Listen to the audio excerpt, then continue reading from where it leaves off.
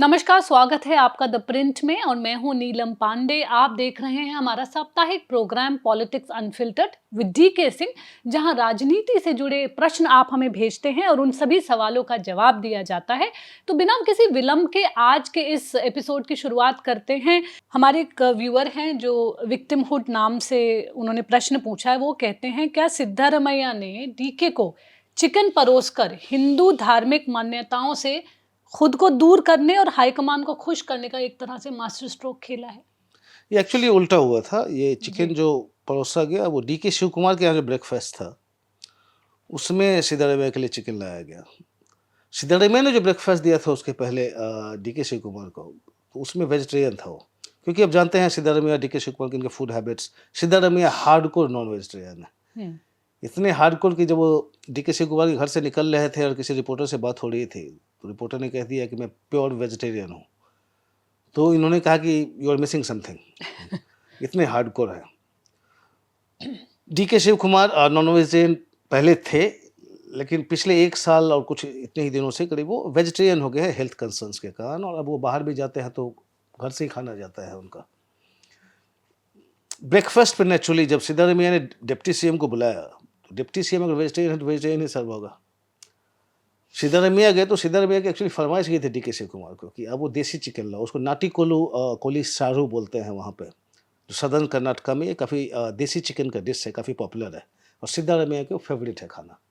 तो उन्होंने डीके को कहा ये बनाने के लिए, तो डीके ने वो बनाया। तो खाने की बात जहाँ है, ये जो हुआ वहाँ पे पॉलिटिक्स उसके साइड, जो पॉलिटिक्स ब्रेकफास्ट पॉलिटिक्स जो है नेचुरली, अब जानते हैं कि जो इतना हंगामा हो रहा था कि सीएम रहेंगे नहीं रहेंगे, तो हाईकमान की तरफ से इंस्ट्रक्शन गया, तो एक ऑप्टिक्स के लिए जो है उसको एक दूसरे के यहाँ खाना खा के, और कि हम लोग यूनाइटेड है, हाईकमान जो डिसाइड करेगी वो ब्रेकफास्ट पॉलिटिक्स का। जहाँ तक इसमें धार्मिक भावनाओं की बात कर रहे हैं, वो एक्चुअली शुरू हुआ जब बीजेपी ने उसको रेज किया कि सिद्धारमैया को अपने जो नॉनवेज जो आपने दिया है उसमें वो हनुमान जयंती था उस दिन, कि भाई आप धार्मिक भावनाओं से खेल रहे हैं, क्योंकि जिस दिन लोग पूजा वूजा करते रहते हैं, आप उस दिन नॉनवेज आप खिला रहे हो।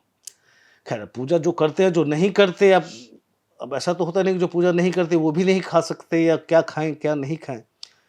तो ये थोड़ा सा स्ट्रेच होगा कहना कि चलिए बीजेपी की अपनी एक राजनीति में ये सब बातें चलती रहती है, लेकिन खाने में क्या दिया और वो कौन सा दिन था, इस पे हम देख रहे हैं कि बहुत बहुत राजनीति चलती है। मतलब यहाँ से नहीं, आपने बिहार में भी देखा होगा, पहले भी हुआ जब मटन के ऊपर जो हुआ था।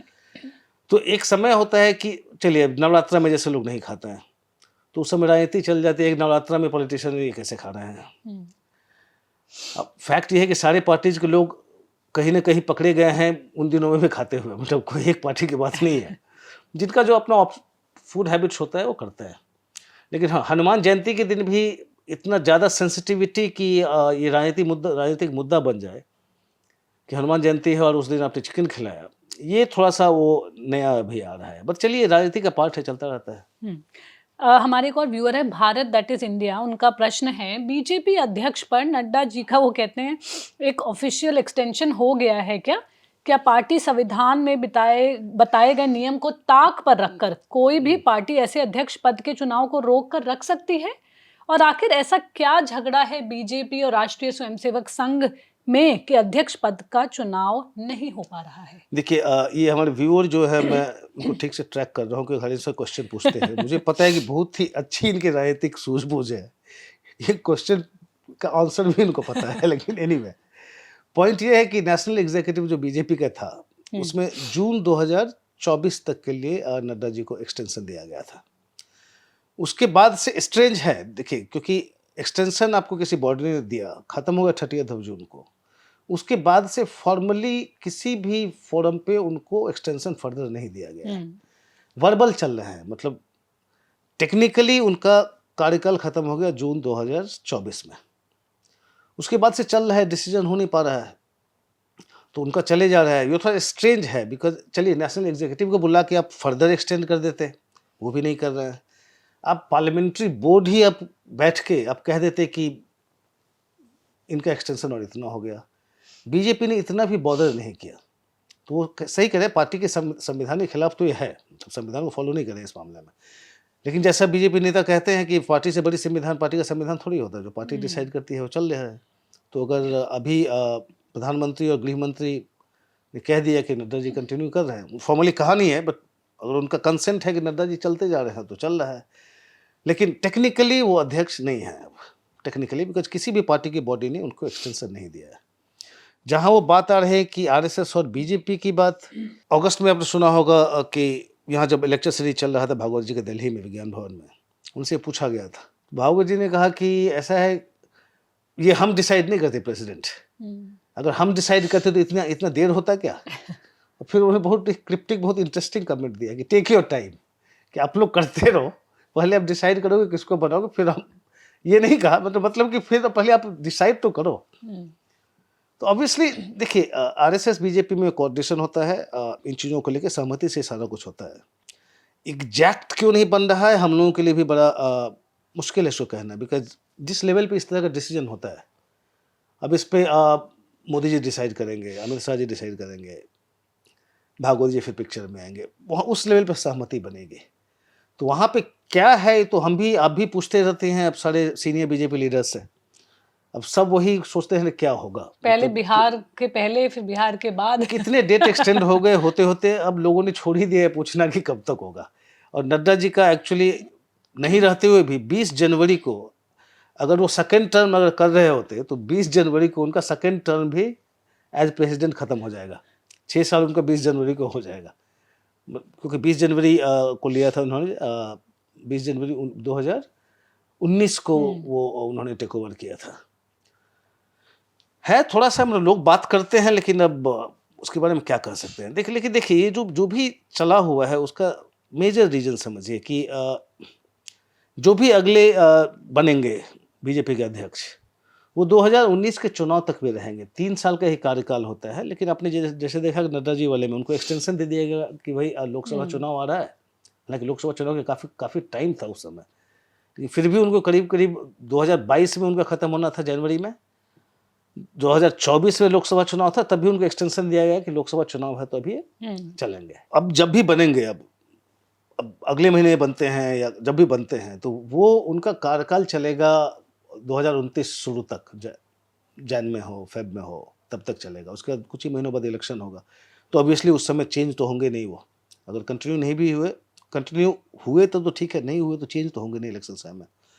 तो अगला जब 2029 का चुनाव जिस अध्यक्ष के अंदर भी होगा, वो अध्यक्ष बहुत मैटर करता है बीजेपी के लिए, क्योंकि देखिए अब नड्डा जी थे तो वो केवल इम्प्लीमेंट करते थे, जो उनको प्रधानमंत्री ने कह दिया या गृह मंत्री ने कह दिया, उनका काम था बस इम्प्लीमेंट करते रहो, बट वो खुद डिसीजन वो लेने के लिए नहीं जाने जाते हैं। लेकिन अगर कोई ऐसा अध्यक्ष है, सारे पावर्स पार्टी अध्यक्ष के पास में होता है, अध्यक्ष अपने असर्ट करने लगे हम ये चाहते हैं, यहाँ ये हो, वहाँ वो मुख्यमंत्री वो बने, पार्टी का टिकट का जब डिस्ट्रीब्यूशन शुरू होना होगा, टिकट डिस्ट्रीब्यूशन में अध्यक्ष का से रहेगा, तो वो अगर असर्ट करने लगे तो फिर अभी का जो आप देख रहे हैं बीजेपी में इक्वेशन, कि एक ऊपर से आता है डायरेक्शन और पार्टी में सब कुछ हो जाता है। अगर कोई अध्यक्ष बहुत असर्टिव आ गया कि जो कहे कि मैं हूँ कांग्रेस बीजेपी अध्यक्ष और मुझे ये चाहिए, तब वो इक्वेशन थोड़ा गड़बड़ हो जाएगा ऊपर में। क्योंकि अभी तक क्या है कि सीधे या अमित शाह जी से आए या नरेंद्र मोदी जी से आए, आ गए डायरेक्शन, नड्डा जी ने कर दिया। अभी संघ का इसमें ऐसा कुछ नहीं चल रहा था।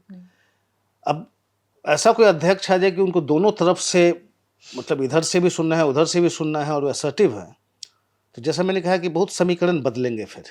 और 2029 में उस चुनाव के पहले कोई अगर इस तरह का अध्यक्ष हो, वो बहुत इंपॉर्टेंट रोल प्ले करेगा। और इसीलिए ये जो दोनों तरफ से जो कोशिश है कि अध्यक्ष सहमति का हो या हमारी तरफ का हो, आपकी तरफ का हो, क्योंकि सारा कुछ है कि 2029 में उस अध्यक्ष का बहुत बड़ा रोल होगा। उसके पहले भी देखिए कहीं भी चुनाव होते हैं, उसमें कौन सा मुख्यमंत्री बनेगा, तो अभी के आपके अध्यक्ष जो हैं वो उसमें नहीं कहते। अब अमित शाह डिसाइड कर लेते हैं या फिर प्राइम मिनिस्टर ने कह दिया कि ये है आपका चीफ मिनिस्टर कैंडिडेट, कहने को पार्लियामेंट्री बोर्ड मीटिंग होती है, लेकिन आप भी जानते हैं कैसा होता है। इन्होंने जिसको चॉइस करके दे दिया हो गए। अगर उस समय एक बीजेपी अध्यक्ष इस तरह का हो, फिर वो अगर उसमें डिस्कशन चाहे या फिर ये नहीं वो हो, अपना व्यू दें। तो इसलिए ये जो है सारा जो आप देख रहे हैं ऊहापोह की स्थिति जो है, कोई डिसाइड नहीं कर पा रहे हैं कि वो किस तरह का अध्यक्ष चाहिए। ऑब्वियसली दोनों तरफ चाहेंगे, अब संघ भी चाहेगी कि अध्यक्ष ऐसा हो जो कि हमारी सुने और चले, बिकॉज मेजर कंप्लेंट जो हुआ 2024 में चुनाव के पहले कि संघ को से कुछ कोऑर्डिनेशन हुआ ही नहीं, उनको कॉन्फिडेंस में नहीं लिया जाता था। तो उसके बाद संघ जो है सो चुनाव से जो बैक ऑफ कर गई कई जगह पे, तो उसका नतीजा आपने देख लिया। तो अब संघ चाहेगी कि वो संघ ये नहीं कहे कि हमारा कैंडिडेट ही हो, लेकिन वो ऐसा अध्यक्ष चाहेगी जो कि सारा सहमति से चारों तरफ से बात करने के बाद भी कोई डिसीजन ले। ऐसा नहीं कि यूनिलैटरली आपने जो किसी ने कह दिया कि ये करना है तो वही करना है।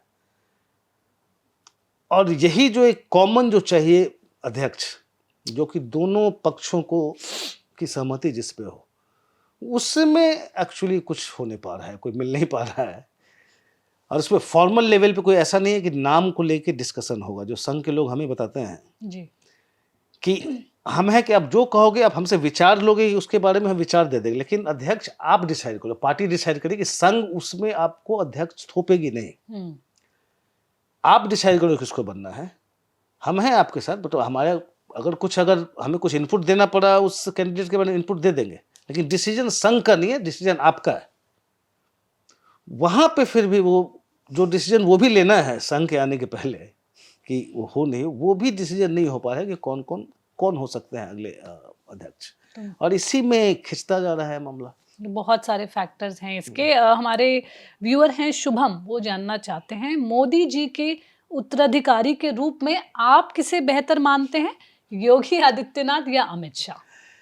देखिए बहुत ही टेढ़ा सवाल है, तो इस पे बोलना भी, पहले बात तो मोदी जी के उत्तराधिकारी का हमें पता नहीं। देखिए अभी वो 75 के हैं मोदी जी, 2029 में वो 79 के होंगे, वो भी 79 मतलब पूरा होगा भी, सितंबर में उनका बर्थ है। 79 प्रधानमंत्री फिट हैं, मेंटली फिजिकली पूरा फिट है वो। अगले 4 साल के अभी उनकी जो स्थिति है, तो अगले कितने साल तक अभी वो कर सकते हैं। तो कोई ये स्पेकुलेशन हम लोग कर लेते हैं कि अगला उत्तराधिकारी कौन होगा, बिकॉज चल रहा है पार्टी में बातें, इसलिए हम बात कर लेते हैं। लेकिन अभी से वहां तक जाने में बहुत सारा पड़ाव है, और अमित शाह और योगी की इसलिए बात चलती है, थोड़ा ज़्यादा उसमें हाईलाइट होता है, बिकॉज वैसे देखिए तो कई कंटेंडर्स हैं ना बीजेपी में जो कॉम्पिटेंट हैं। मतलब कॉम्पिटेंस का ऐसे नहीं है कि बहुत पॉपुलैरिटी है, जो ऑर्गेनाइजेशन में काफ़ी समय काम किया। अब गिनना शुरू करेंगे वो कई मिल जाएंगे। शिवराज चौहान हो गए, देवेंद्र फडणवीस हो गए, नितिन गडकरी हो गए, सबके अपने अपने स्ट्रेंथ हैं, सब अपने कैपेबल, और बहुत सारे और भी होंगे, बहुत से कैपेबल लीडर्स हैं। इनकी ज़्यादा बात चलती है, तो चलिए इनके बारे में उन्होंने पूछा है। तो एक लार्जर पिक्चर में अब देखिए कि जब भी उत्तराधिकारी पार्टी देखेगी या संघ देखे, तो उसमें क्या चीज़ें आप खोजोगे। अभी तक बीजेपी के पास वो नहीं थे। अभी क्या है जो इन दोनों के बारे में बात करते, एक पूरे ऑर्गेनाइजेशन के आदमी है। 1980s से गुजरात से लेके और फिर नेशनल लेवल तक ये लगातार मोदी जी के साथ ये पार्टी के लिए काम करते रहे हैं, और पार्टी को कहाँ से कहाँ तक पहुँचाया है अमित शाह ने सबको पता है। उनका मेजर कंट्रीब्यूशन है, 24/7 के पॉलिटिशियन है वो। As an administrator also Amit Shah का एक सेंटर में, जो आप जानते हैं, मतलब काफ़ी सधे हुए और काफ़ी कॉम्पिटेंट एडमिनिस्ट्रेटर भी माने जाते हैं वो। लेकिन एक जो पहले 80 से हम इनकी बात कर रहे थे, जब आडवाणी जी का दौर था, जब वाजपेयी आडवाणी जो एक शीर्ष नेता थे बीजेपी के, दोनों ने ऑर्गेनाइजेशन के लिए काफ़ी जनसंघ डे से बहुत काम किया था। दोनों का अपना मास बेस था। तो ये नहीं होता कि ये और वो नहीं, उसमें है कि जिन पे आपका चॉइस बन जाए। तो इसलिए जब वाजपेयी जी जब 2004 के बाद से 2009 में है, तो फिर आडवाणी जी आगे कोई क्वेश्चन नहीं हुआ। उसमें फिर हुआ अच्छा नहीं, मास बेस इनका वो रहा नहीं है। तो फिर 2014 में आपने देखा क्या हुआ।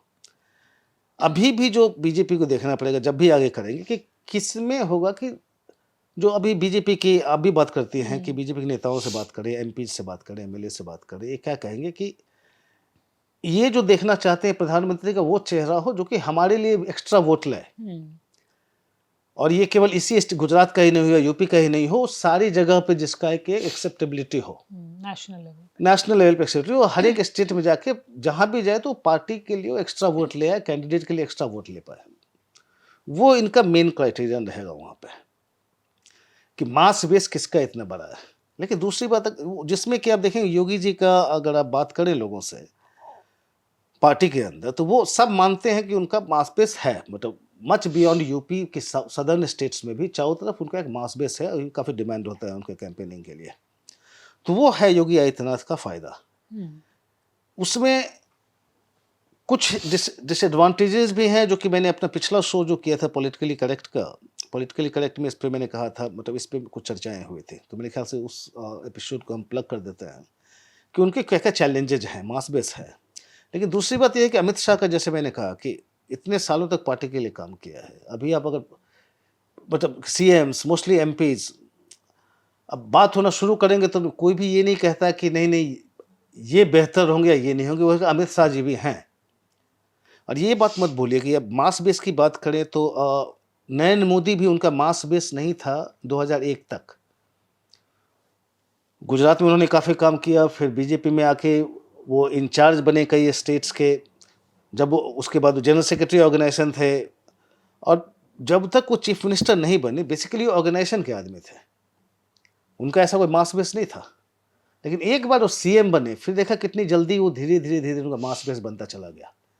तो ये भी कहना कि अमित शाह का अभी मास बेस नहीं है, क्योंकि उनके अंदर तो अभी कोई इलेक्शन हुआ ही नहीं है। वो केवल अपना लोकसभा चुनाव लड़ते हैं, उसके पहले एमएलए वाला चुनाव लड़ते थे, इसमें काफ़ी अच्छा करते हैं। तो उनके अंदर में कभी हो फिर बात हो, मतलब ऐसा कुछ सामने में तो दिखा नहीं है। जनरली कहा जाता है कि अभी जो चुनाव चलते हैं कि अच्छा योगी आदित्यनाथ का बहुत डिमांड होता है, जहाँ जाते हैं वहाँ स्टार कैंपेन लोग स्टार कैंपेन, जहाँ जाते हैं लोग आते हैं, भीड़ जुटती है, लोग काफ़ी इंटरेस्ट है, वो यूपी मॉडल देख रहे हैं गुजरात मॉडल के अलावा। तो अलग अलग फैक्टर्स है, दोनों के लिए काम करते हैं। तो ये भी, अब ये कहेंगे कौन बेहतर होगा ये मैं नहीं डिसाइड करूंगा।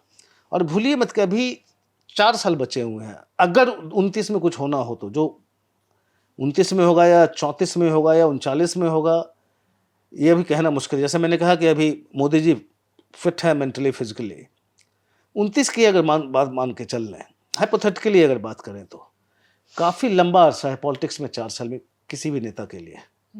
ये मतलब 2027 का यूपी चुनाव बहुत इंपॉर्टेंट है योगी आदित्यनाथ के लिए, कि अब रेस में तब रहेंगे, पहले उनका वो जीतना पड़ेगा 2027 का चुनाव आपको। अगर आप थर्ड कंसेक्यूटिव टर्म यूपी के बन जाते हैं तो फिर बहुत उनका कैंडिडेचर मुश्किल हो जाता है, मतलब उनको नकारना कि वो इतने टॉल लीडर है।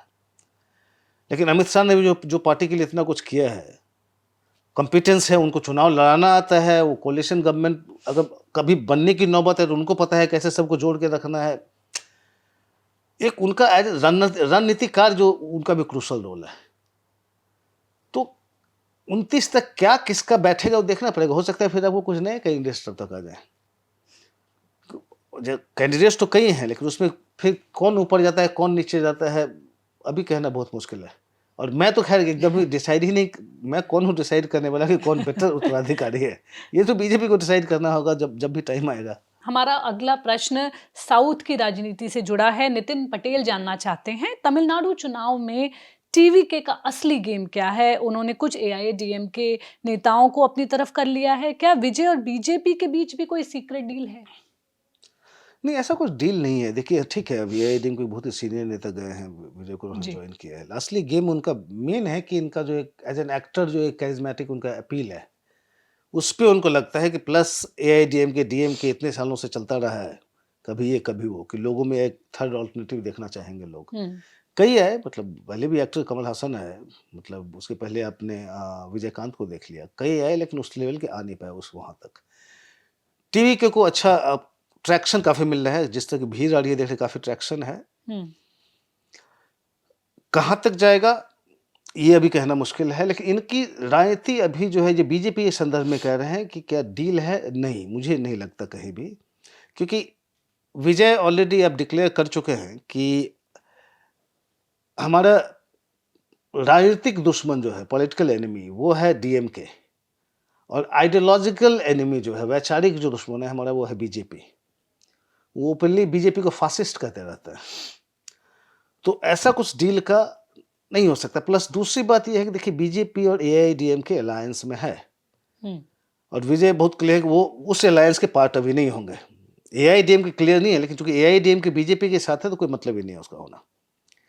वो नहीं हो रहा। जो वैचारिक दुश्मन जिसको आप बोल रहे हैं, डेली लगातार आप अटैक कर रहे हैं, उनसे नहीं होगा।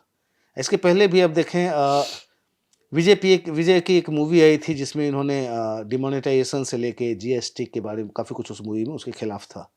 बीजेपी वालों ने काफ़ी अटैक किया था विजय को लेके।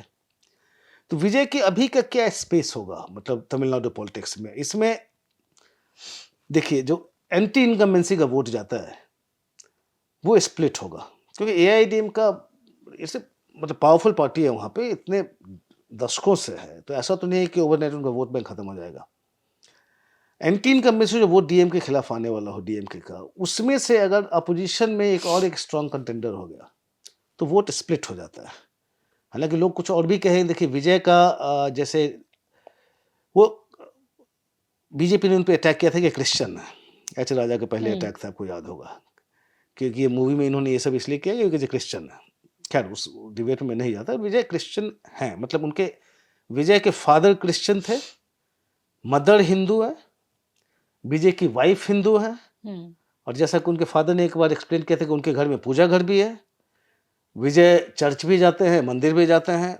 तो ऐसा उस तरह का नहीं है आइडेंटिटी। लेकिन कुछ लोगों को लगता है वहाँ पे राजनीति में कि हो सकता है, जो क्रिश्चियन है, क्रिश्चियन वहाँ पे ठीक ठाक करीब 6% है तमिलनाडु में।